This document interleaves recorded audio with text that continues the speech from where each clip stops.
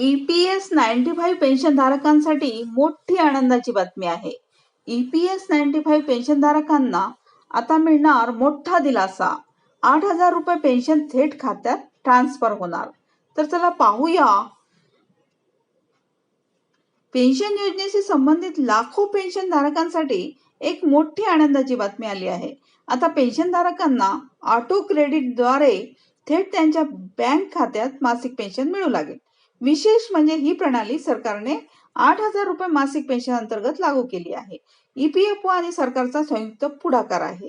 त्या अहवालानुसार कर्मचारी भविष्य निर्वाह निधी संघटना आणि केंद्र सरकार यांच्या संयुक्त प्रयत्नामुळे EPS 95 योजनेअंतर्गत पेन्शनधारकांना अधिक सोयीस्कर आणि पारदर्शक पद्धतीने पेन्शन पेमेंट सुनिश्चित केले जात आहे.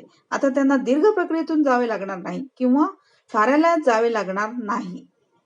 आता लाभ कोणाला मिळणार? तर या योजनेचा लाभ त्या पेन्शनधारकांना दिला जाईल जे EPS 95 अंतर्गत येतात आणि ज्यांचे मासिक पेन्शन 8,000 किंवा त्याहून कमी आहे. आता ही रक्कम दरमहा वेळेवर थेट त्यांच्या बँक खात्यात हस्तांतरित केली जाईल. तर पेन्शनधारकांना काय करावे लागेल याच्यासाठी? तर या सुविधेचा लाभ घेण्यासाठी पेन्शनधारकांना त्यांच्या EPFO खात्याची माहिती आणि बँक खाते आधाराशी लिंक करणे बंधनकारक आहे. जर ही प्रक्रिया आधीच पूर्ण झाली असेल तर त्यांना वेगळे काही करण्याची गरज नाही. आता अशी अनेक वर्षापासूनची मागणी होती आधी. आता EPS 95 पेन्शनधारकांची किमान पेन्शन रक्कम वाढवण्याची मागणी बऱ्याच दिवसांपासून होत होती. सध्या या योजनेअंतर्गत मिळणारे पेन्शन अत्यंत कमी मानले जाते. त्यामुळे वृद्धापकाळात आर्थिक अडचणींचा सामना करावा लागतो.